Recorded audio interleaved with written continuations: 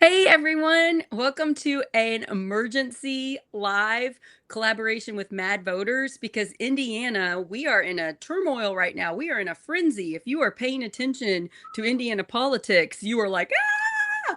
And I couldn't sleep last night because of this thing, gerrymandering.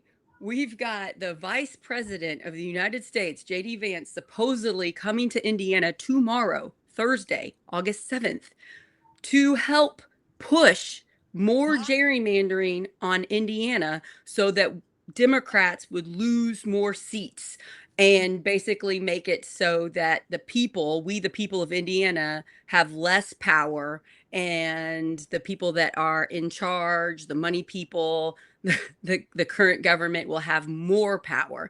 And we're going to break down, what does this mean? Because I have a lot of questions. Like, is this illegal? Can this happen? Can we stop it? What's true and what's not? We're going to take out the political spin, but it is really important that you realize both political parties do gerrymandering. We're going to explain what gerrymandering is. It's redrawing the line so that your party has more of a chance to win. And we're going to go into it, but we're not going to have the spin. Here at MadVoters, we do not like gerrymandering, whether you are on the Democrat side or the Republican side. We favor the people. We would like the people to get to vote and have their say matter. So Tim Peck is going to be helping us, my co-founder here at Project Next. And then we have MadVoters, Kaitie Richter. So thankful for you to jump on at the last minute. I literally texted you like 2 hours ago and asked if you could do this. You have a sleeping baby, so if you need to go, no problem. You snuggle that sweet little thing. And just shout out to all of the moms that their kids are their first day of school, because Kaitie and me, our kids are having their first day right now. Yeah. So Kaitie, Tim, how are you guys? Kaitie, you start first. How are you? Good as can be expected. We just kind of got this last minute news. There were whispers that JD Vance was going to come to Indiana. I think Indivisible had raised the flag about that the other day, early on, and then we got confirmation from multiple different sources at the State House and also local media that he is indeed coming. So now it's just been, with less than 2 days' notice, pulling together some actions, and we'll get more in depth into that a little bit. But I mean, that's just how it is, with this line of work. It's just about rapid response coming together, and so really appreciative of everyone working together to That's what I was going to say. If you are one of these people tracking what's going on right now and you helped raise the alarm of this very quick visit about this issue, thank you so much. Tim, how are you? What's going on with you right now? I'm the eternal optimist on these kind of things, and there's always a way to at least attenuate, at least make it not as bad as what it's going to seem. Right? There's ways to combat, and we'll talk about some of those ways. But this one, it's hard to it's hard to find the optimism, because this is a national crisis. This is not just Indiana, and we'll talk about that. It started in Texas. And then we have California and New York getting involved, and now we have Indiana and other states talking about it. But backing up a little bit, this is about voter suppression as a whole. Mm-hmm. Gerrymandering is one way to suppress the vote. So I'm excited to get into gerrymandering, but remember, it's about making sure that people don't have a voice. Mm-hmm. And that's what gerrymandering is. So whoever's doing it, whether you're Democrat, Republican or not, it's wrong. And so we'll get into, some of these different words that you hear thrown around: supermajority, redistricting, gerrymandering, and kind of first talk about what all of those things mean, so that you have sort of a foundational knowledge. Before we do that, I want to say this a couple times.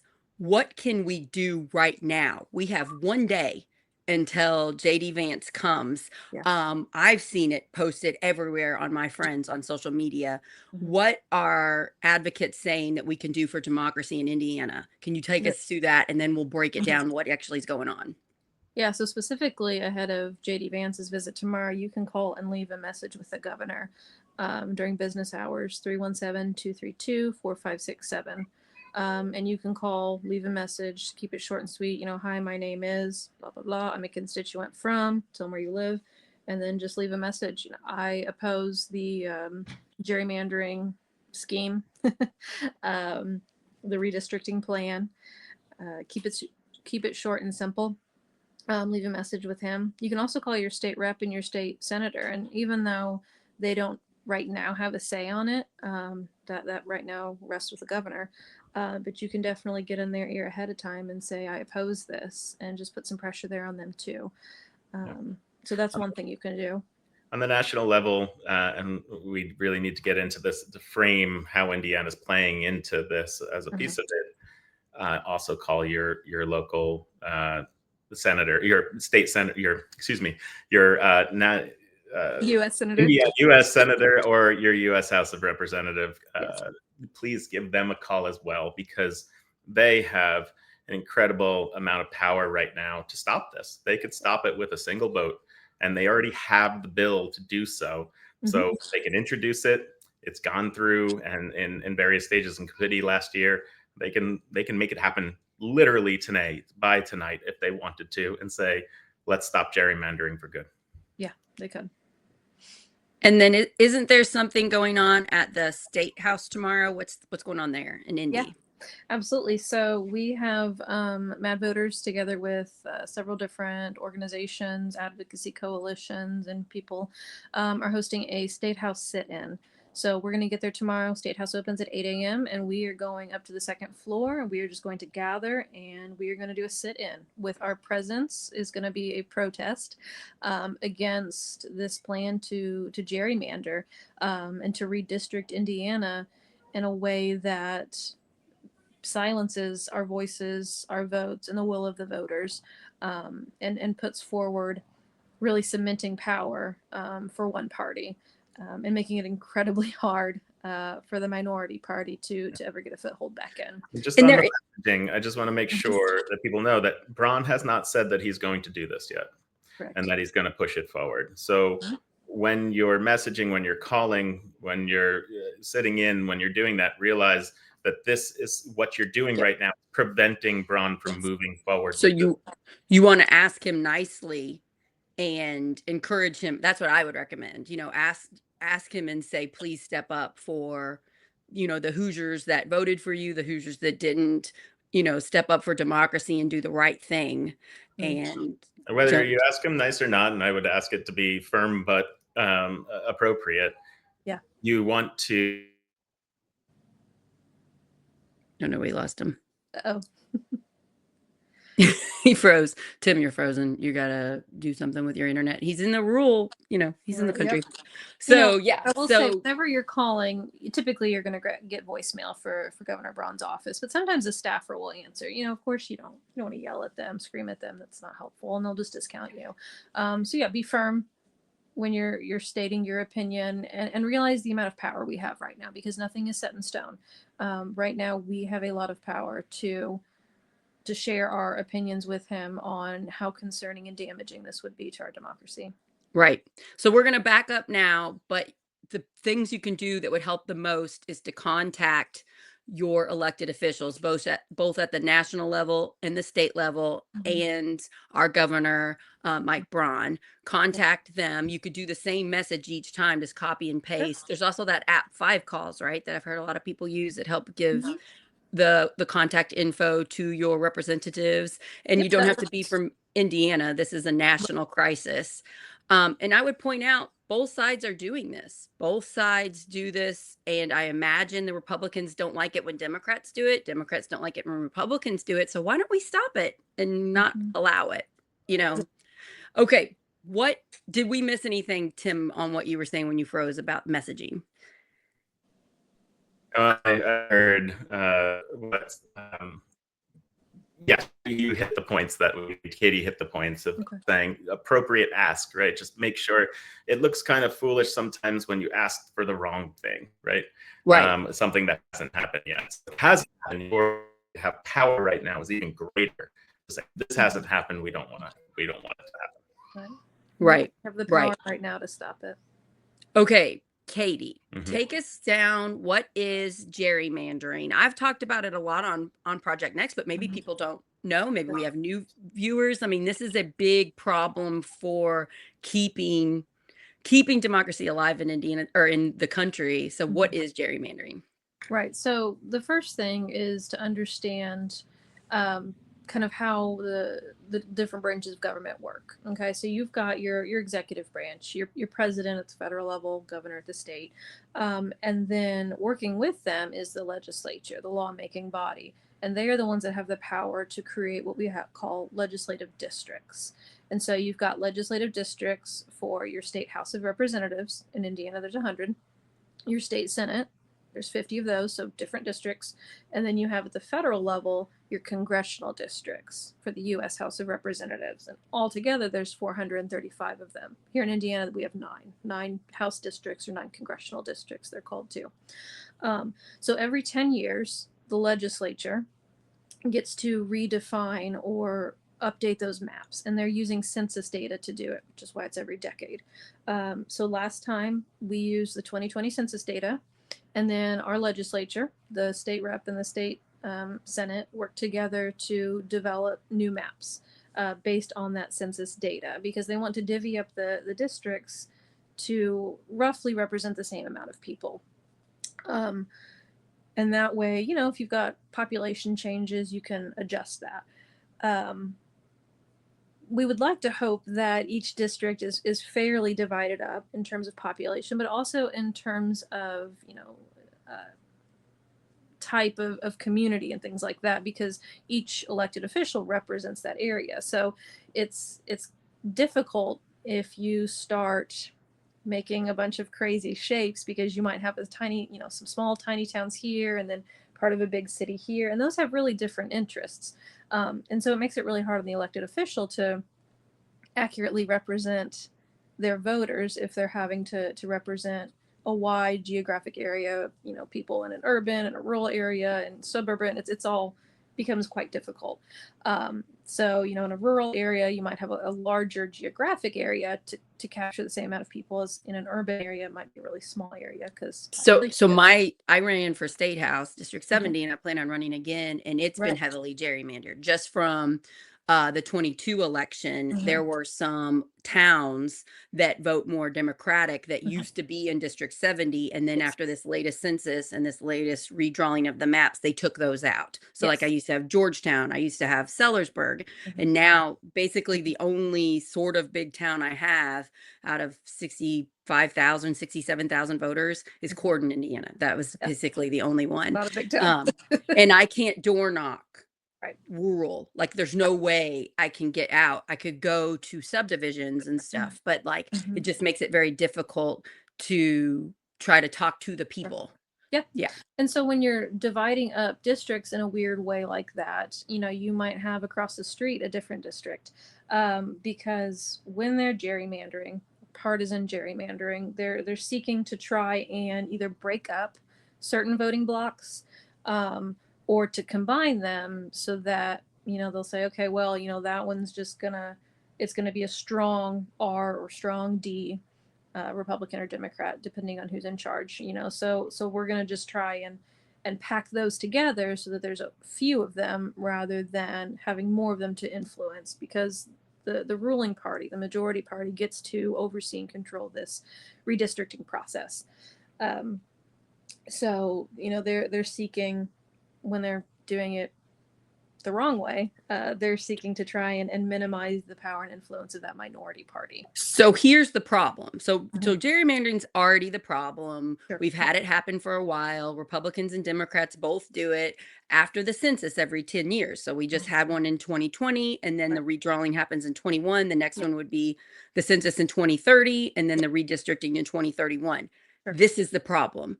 They're trying to do this right now in 2025, in the middle of it, when we're not supposed to be having any redistricting. Correct. So that's why we're all having the alarm bells, the panic. That's why I couldn't sleep last night. This is not normal. We normally do not do these things.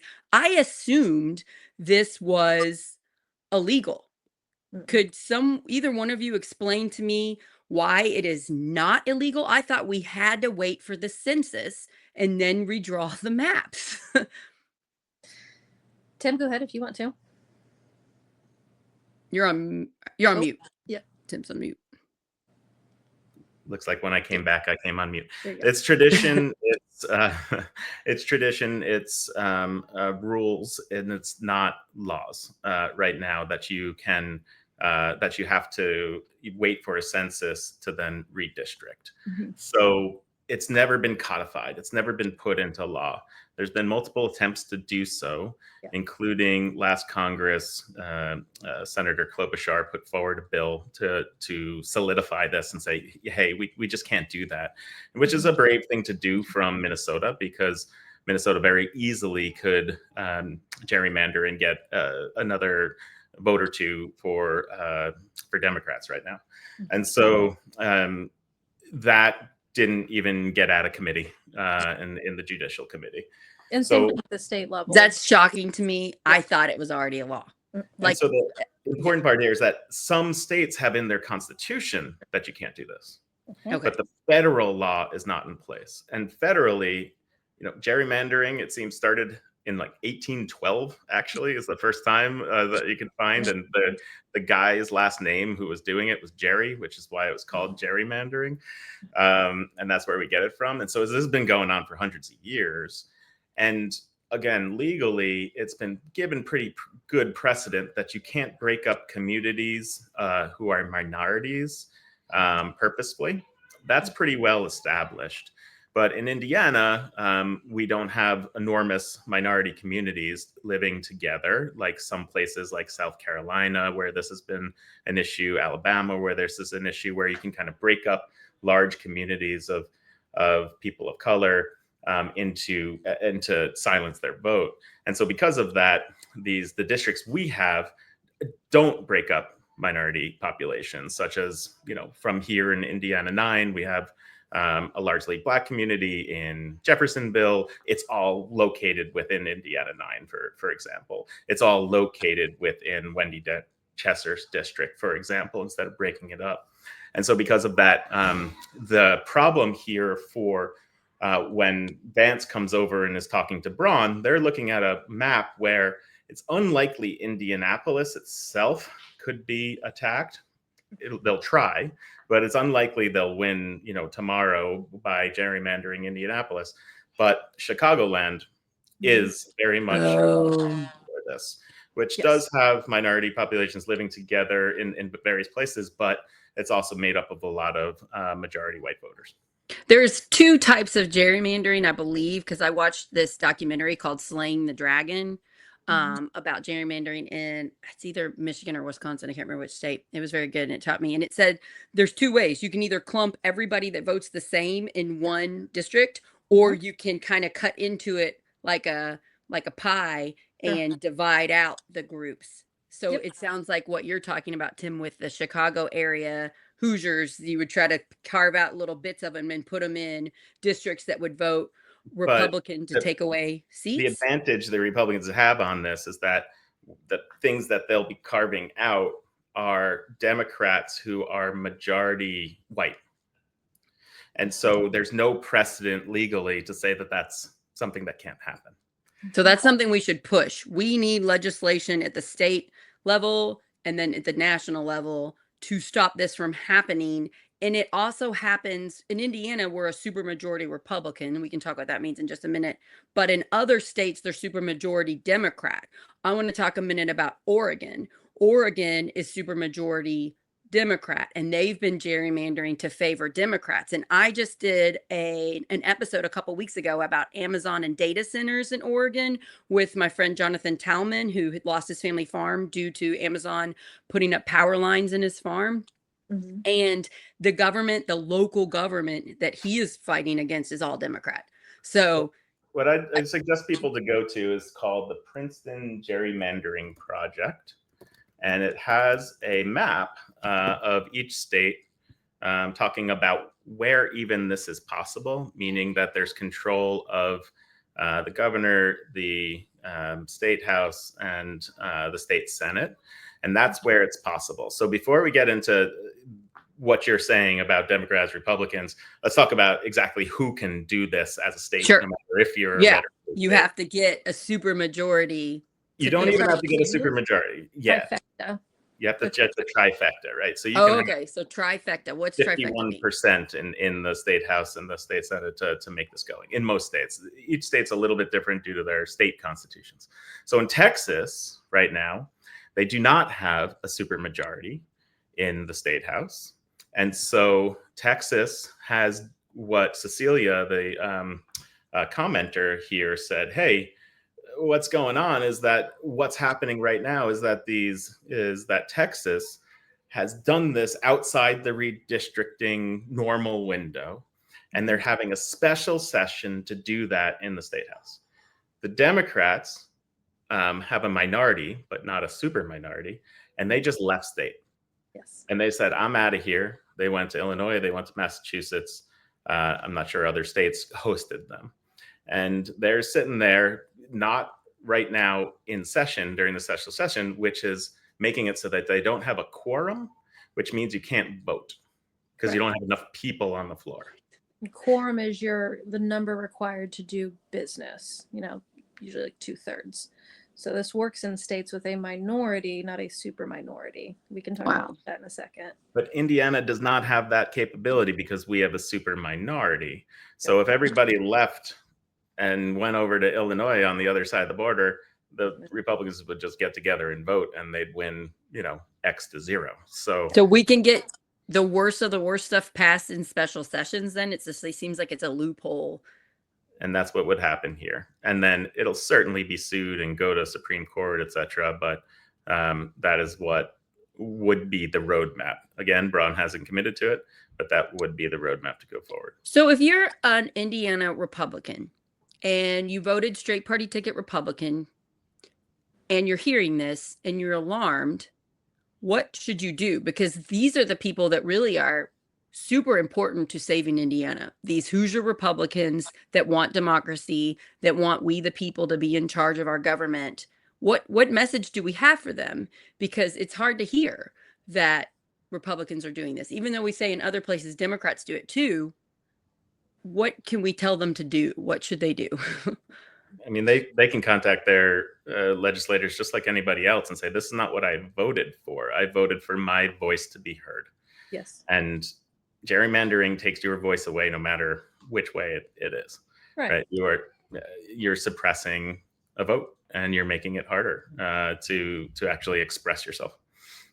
So let's talk about too, with this, to redraw these districts, there would need to be a special legislative session. So the legislative session typically runs in early spring, starts in January, runs through April or May, depending on the year.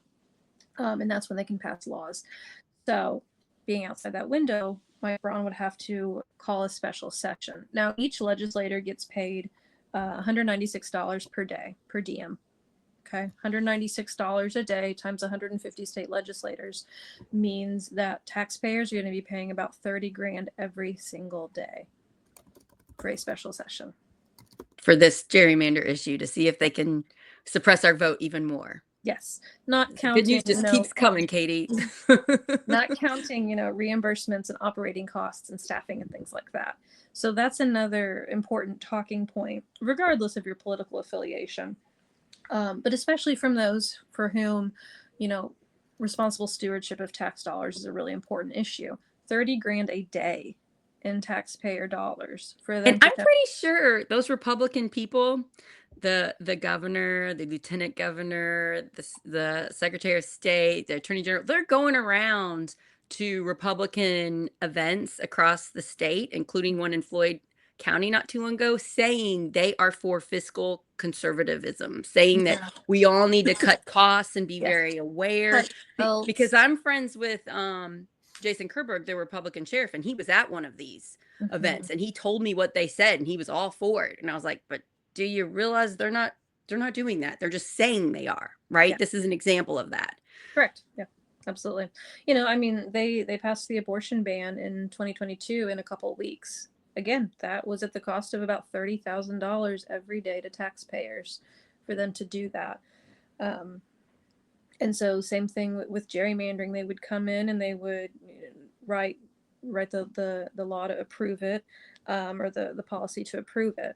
And this, so that's, if I may, this last session that we just had other ways of suppressing votes that were put through.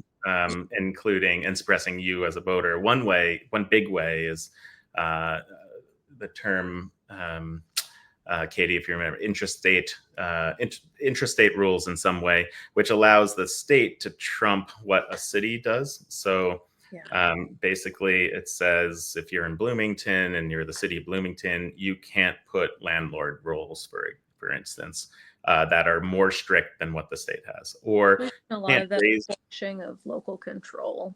yeah, you can't raise your minimum wage beyond what the state has, even though we are very low in minimum wage. So it sounds like our state has really got involved in our cities and trying to take control. Mm-hmm. And what that does is makes it, if you're all of a sudden you can't have landlord control, you can't have minimum wage, you now made it a place where young people, it's hard to stay in that city, right? Even though they're attracted to that. And it makes it so that you're dispersing voters all about the state and leaving the state.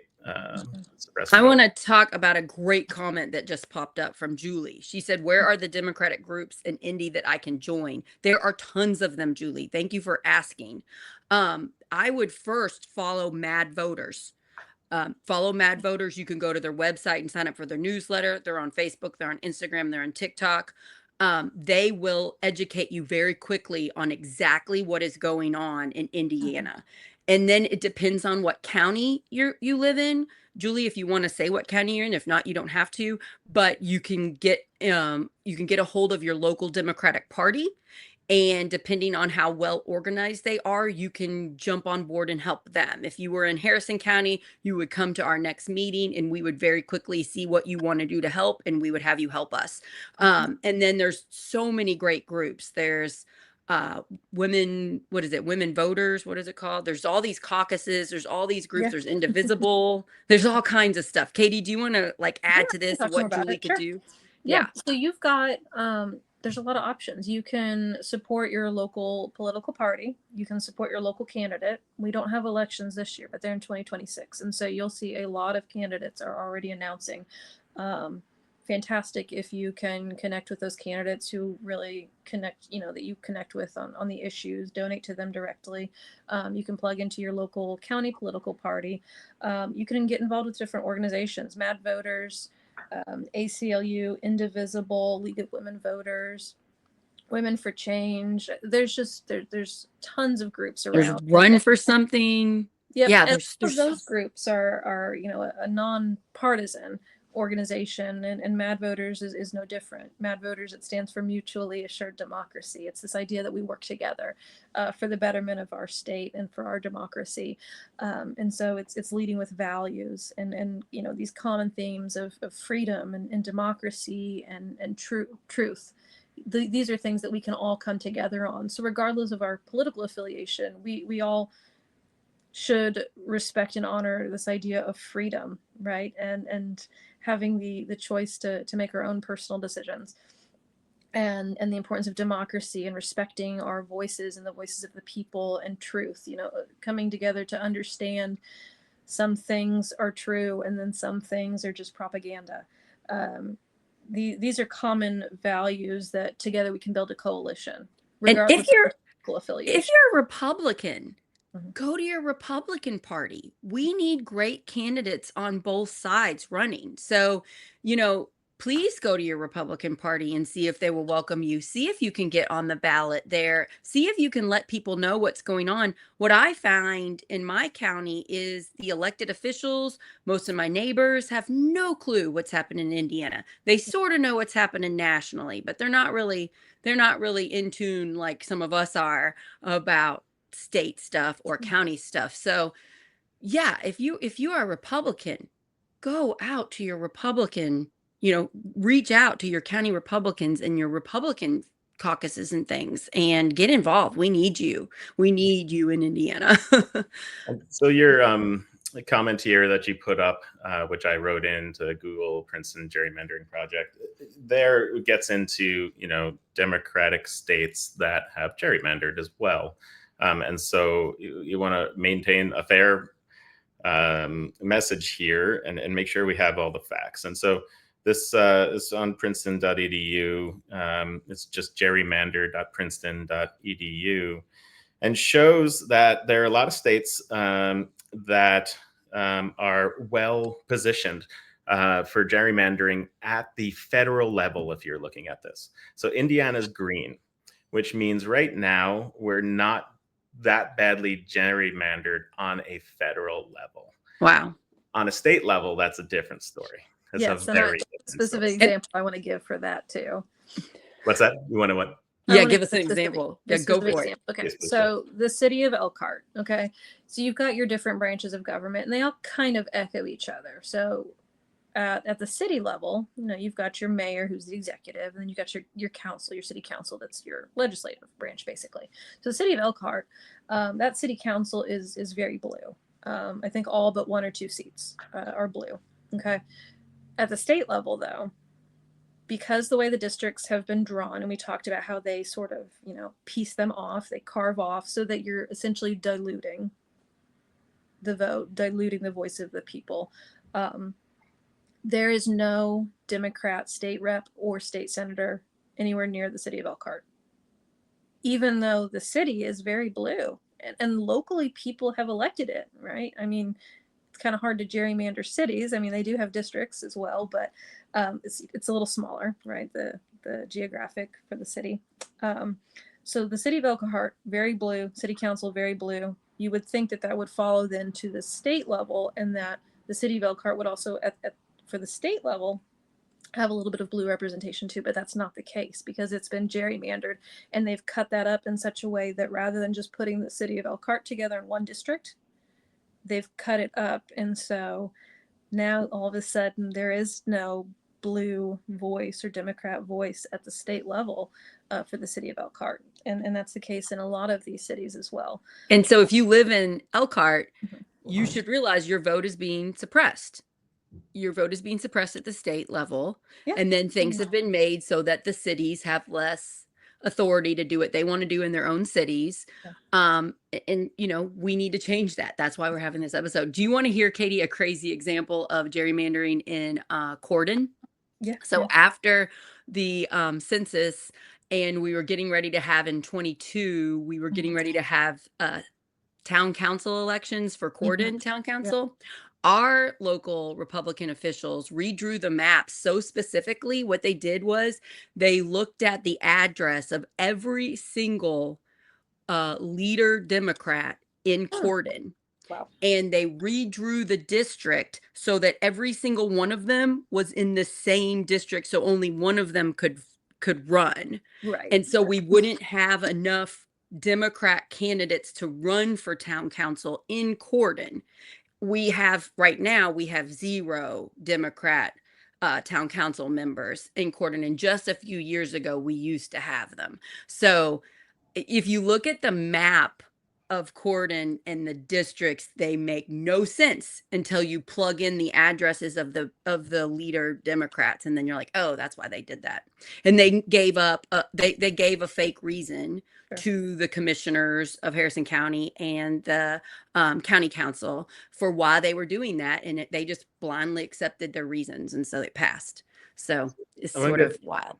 Back to the drama happening at the federal level and how Sure. Indiana plays into that. So what happened is the first shot was thrown by Texas, as we talked about, saying we're going to go outside of the normal census patterns. We're going to call a special session, and we're going to gerrymander in such a way that we get 4, at least maybe 5 seats for the Republicans coming up in this next election. And so if you look at this map on gerrymanderprinceton.edu, if you're looking at it here, Texas is already red. It's already gerrymandered pretty badly, but it's a huge state. And so they are able to get that. So what I want to say is, look at New York there. New York is green. It is not gerrymandered currently. And so New York said, hey, we're not gerrymandered currently, but we could be. Texas, if you do this and you get 4 or 5 seats, we'll do it easily and get 4 or 5 seats, maybe more. So, let's play chicken. Are you really going to do it? We'll do it. And then California, which is, yellow, not red, said, we'll do it. And we could probably get 3, if not 4, if not 5 seats as well. What are you going to do about that? And so then Trump asked Vance to come over here and say, okay, Indiana, you're green. Can we make it so that we can get some seats out of you? Yeah, Indiana can get one, definitely get one, maybe get 2 seats, right? And so this battle is going to continue on any state that you see that's green or yellow that also has the trifecta that we talked about. That's going to be where all these battles are. And so it's terrible, but my hope for this not going forward is that it becomes a nuclear arms race where Right. all of these Essentially, states, right, and they say, okay, at the end, everyone's gonna do this, and then they say, okay, this is the shared mutual destruction. We're not gonna go forward with it. So hopefully it's that will incredibly happen. costly. Yeah, it's incredibly expensive. Oh, We yeah. talked about, the first congressional district there up in Northwest Indiana. Could they potentially also carve up District 7, which is most of Marion County? Yeah, they could, but it would be a lot harder. The voter density in terms of Democrat versus Republican voters, it's much more strongly Democrat, whereas that Northwest Indiana is lean Democrat. But then we can also talk about the 5th congressional district. So this is one, it is currently held by a Republican, has been held by a Republican, but it is trending more and more blue. And this actually, Hamilton County, Fishers, Noblesville, Carmel, they made headlines just before this last election. The news analysts were calling it the bellwether of the country to kind of see what happened. And we saw some dramatic gains in Democrat voters there. And so that's the other thing that could happen is they could come in and redraw that district and carve out and give some of the more suburban blue areas of Hamilton County back down to the area in Indy. They could put that back together with the 7th, and then they'd have to sort of carve out a little bit more so that they didn't go too big in terms of population, because again, you want the populations to be similar. But they could put some of the other Indy suburbs out to a different district. So you're saying a congressional race that's coming up soon that Democrats have a chance to flip. This gerrymandering could prevent that. Oh, sure. Yeah. It's a flippable race. And Project Next has been covering the District 5 race because we have a primary. Jackson Franklin was just on the show on Saturday at the protest I was at, and he's running for the Democrat spot in this race. So this could affect his chances if he wins the primary. This is scary to me because this is a very exciting race to follow, and I have a lot of hope for that race. The other thing that you asked, what can we do? And what we could do today, and we talked about that a bit, and your voices can be really loud right now and really strong because nothing's happened yet. Right. Nothing's happened yet. We haven't lost it yet. And so one thing is vote.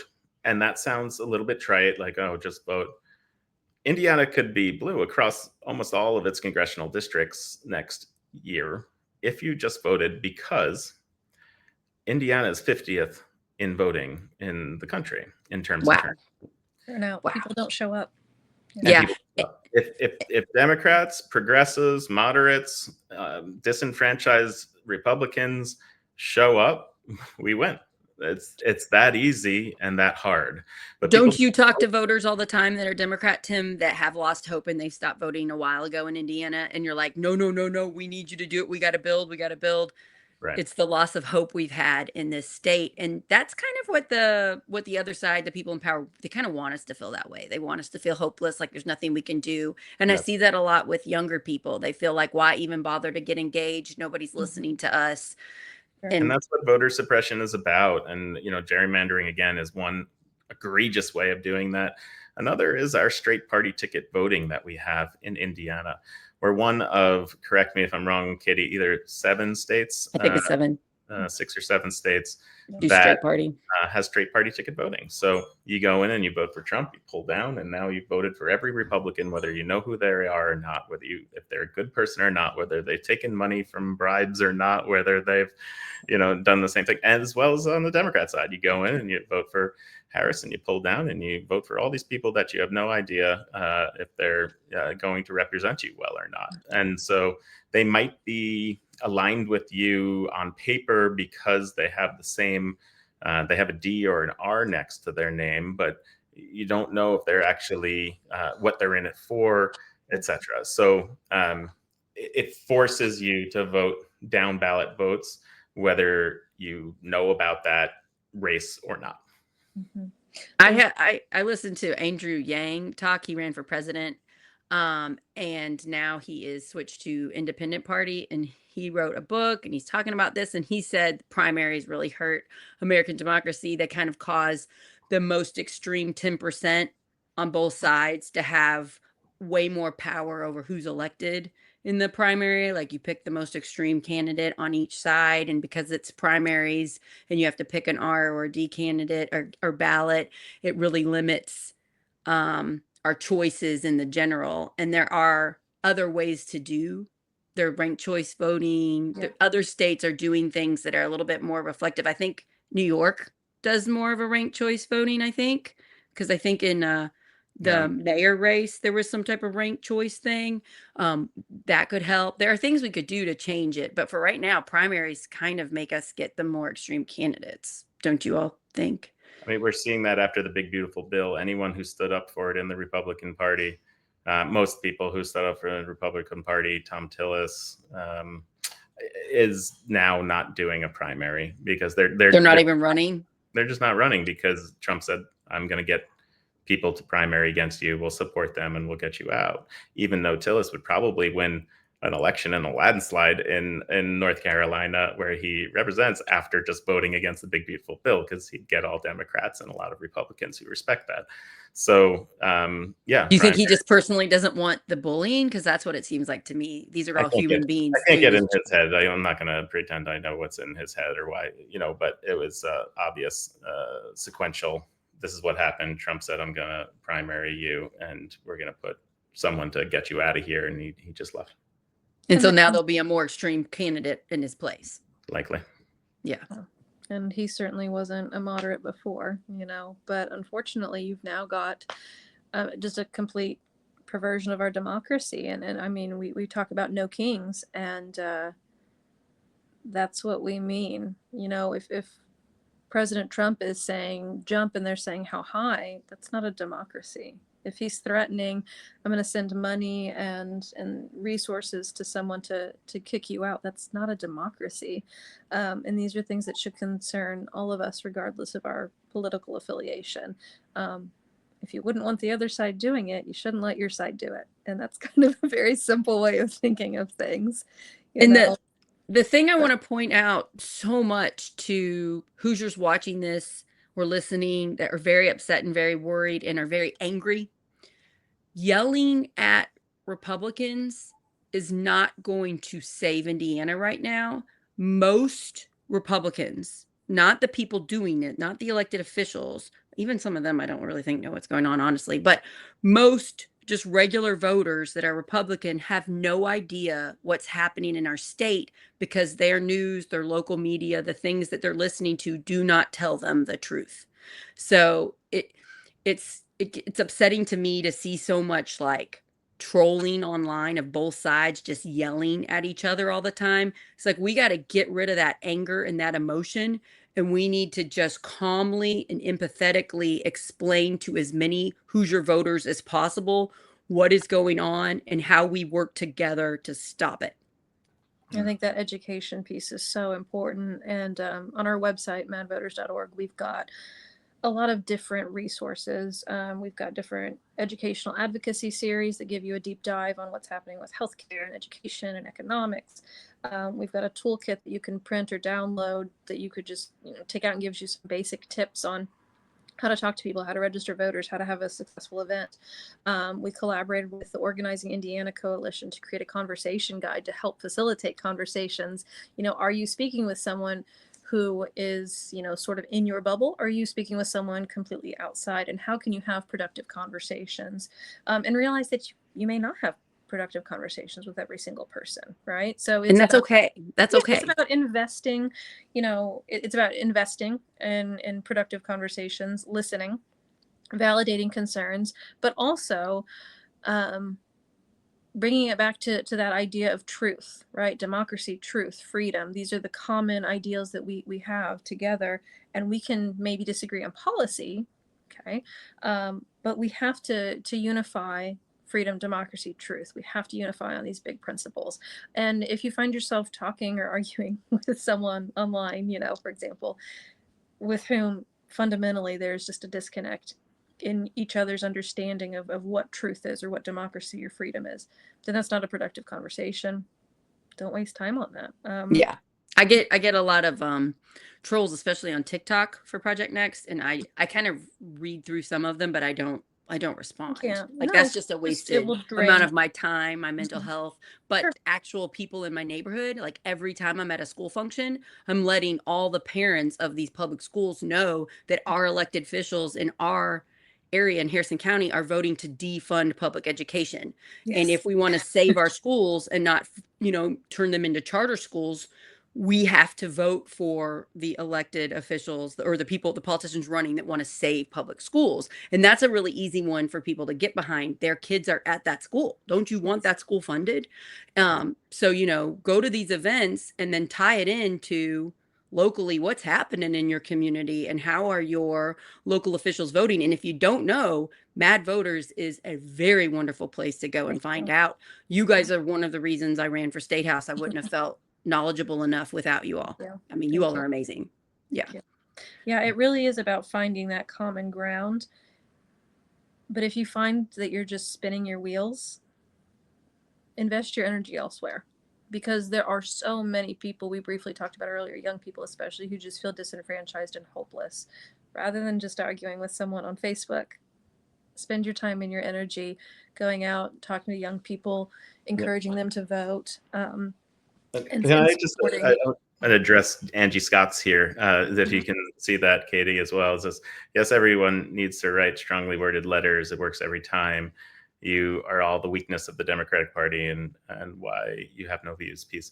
So I think you just hit on it. It's not about strongly worded letters. It's about putting your efforts toward things that are conversational.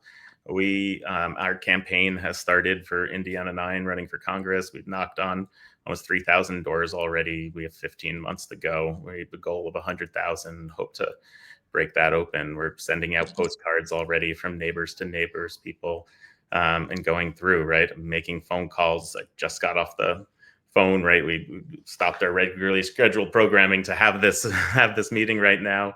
Calling individual voters and having the conversations. And then it's about showing up into the spaces where Democrats aren't, or where disengaged people are, even if they would call themselves progressive, and talk to them. Often you talk to someone who votes Republican, and you get down to their policies and what they actually believe, and what they believe is mostly progressive policies. Absolutely. And you We talk hear about that that, a lot.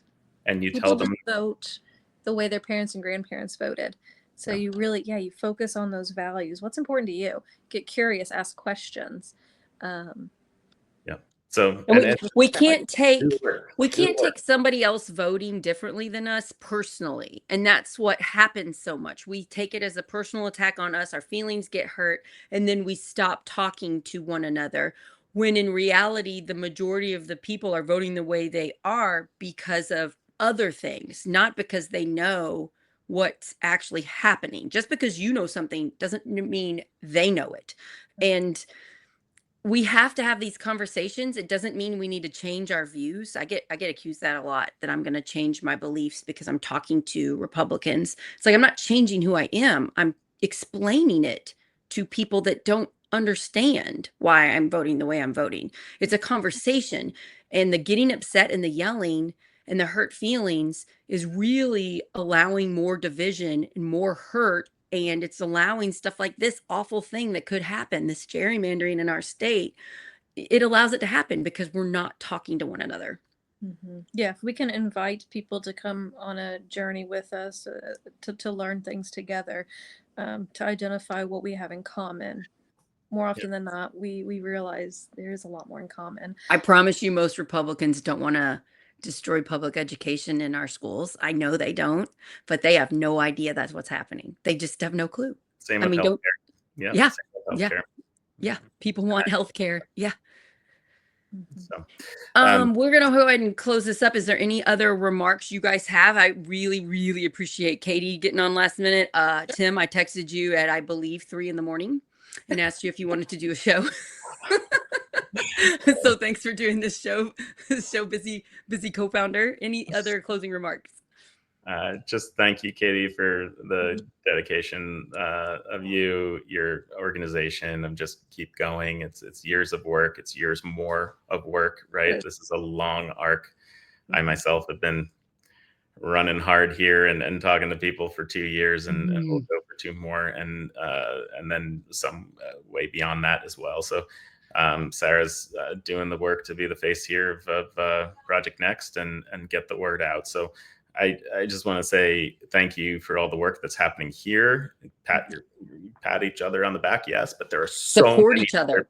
support each other, and there's so many other people out there that are doing this work.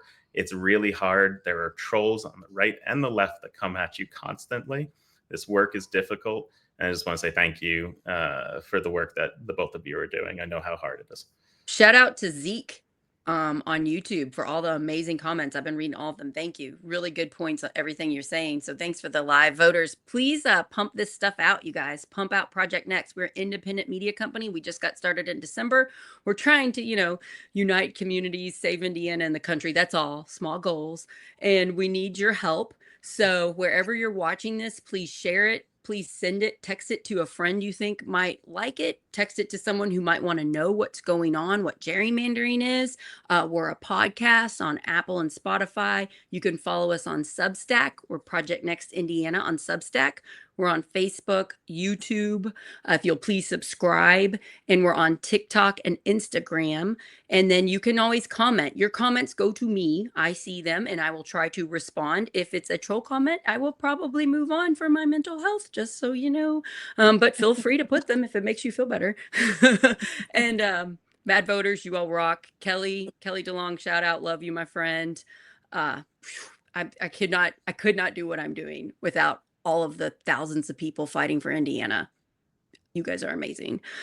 Tim, thanks for running for Congress again and being my co-founder. And I'm just, I really need you all right now because this stuff is scary. And I really try to stay positive. And if this gets stopped, I'm going to feel a lot better. So let's do our part. Nothing's happened yet. Let's do everything we can to stop it. Let's stop the war of the red versus the blue gerrymandering, and let's just not mess with it in the middle of we're not at a census redistricting year. Let's just not mess with it. And maybe we could pass some laws to stop this because that would help everybody. Yeah. Sure. Okay. Bye, everybody. Please share and have a wonderful day and fight, fight, fight in Indiana tomorrow. What time does it start at the State House, Kaitie?